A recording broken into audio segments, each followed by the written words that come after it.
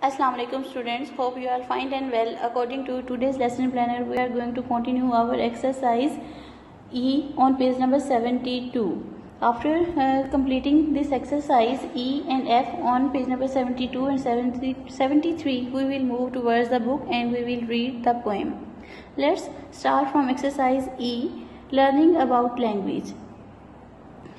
First question is, use present participles to complete the following. A. The crying boy was given a sweet. Here this is present participle. The first form of verb with ing is called present participle. Here it has been used as an adjective, so it is participle. A rolling stone gathers no moss. This is participle. The children heard a very interesting story. Interesting is participle here, and it has been used as an adjective which is describing the noun story. The girl was overjoyed opening her presents. Exercise 2.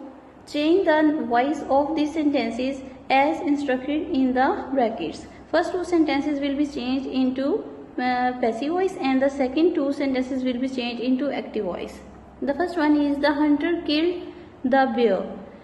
You have to change it into passive voice. The bear was killed by the hunter. We will use the helping verb was because it is in the simple past tense. William ate the apple. Here we will start the sentence with apple and then we will use was as it is past simple tense, and then we will use third form of verb. The apple was eaten by William. Next sentence is, the batsman was bowled by the young player. You have to change this sentence into active voice. The young player bowled the batsman. This is simple past tense. The elephant was seen by the man. Again you have to change this sentence in active voice and we will change it into simple past tense. We will use second form of verb. The man saw the elephant. The third exercise is, form nouns from these verbs. Destroy, destruction. Choose, choice. Imagine, imagination. Arrive, arrival. Let's move towards exercise F, composition. Take another look at the advertisement in question number A, page number 69. Imagine that you see this advertisement in a magazine. You wish to find out more about the reading club before applying for membership.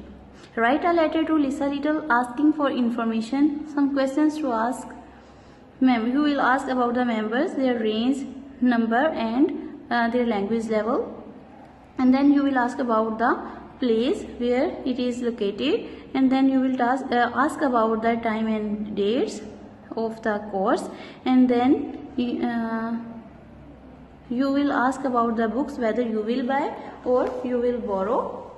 Who will choose the books? You will choose or the club will decide the books, and at the end you will ask about the fees. At the end you will write 1 or 2 lines about the advertisement and its quality. How did you find this advertisement? Whether it was interesting or informative, or any other comment you want to give about the advertisement. Now let's move towards the book. Now come to page number 104 of your book, and today we are going to start our next poem, which is Loveliest of Trees, the Cherry Now. The poem Loveliest of Trees, the Cherry Now has been written by the poet A.E. Housman. In this poem, the poet describes the beauty and charm of cherry tree. The poet says that it is the loveliest of all trees, and even the 50 years of his age are not enough to enjoy the beauty of cherry tree. The poet desires to go to the woodland and see cherry covered with snow again and again. Before moving towards the poem, let's read out words to know.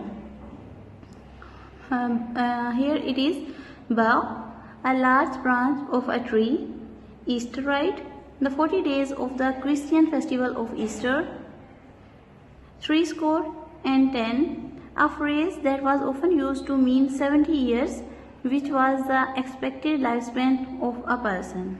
Woodland ride, it means traveling by horse or in a carriage. Let's read out the poem. Loveliest of trees, the cherry now, is hung with bloom along the bough, and stands about the woodland ride, wearing white for Easter tide. The first stanza describes a beautiful scene that the cherry trees are covered with blossom, that the branches hanging down with load. In winter, the trees are covered with snow, and this is very beautiful scene, and it reminds the poet of Easter. The second stanza is, now of my 80 years and 10, 20 will not come again, and take from 70 springs a score, it only leaves me 50 more. In this stanza, the poet imagines that if he is going to live 70 years and 20 has gone, and only 50 years are left to enjoy the beauty of the cherry tree. Let's move towards the third stanza. And since to look at things in bloom, 50 springs are little room. About the woodlands I will go to see the cherry hung with snow. In the last stanza, the poet says that these 50 years are not enough to enjoy the beauty of the cherry trees. Hence, he decides to enjoy the beauty of nature and woodland as long as he can. I hope you have understood the poem. Now you have to learn the words meanings and the exercises on workbook. Thank you for listening. Allah Hafiz.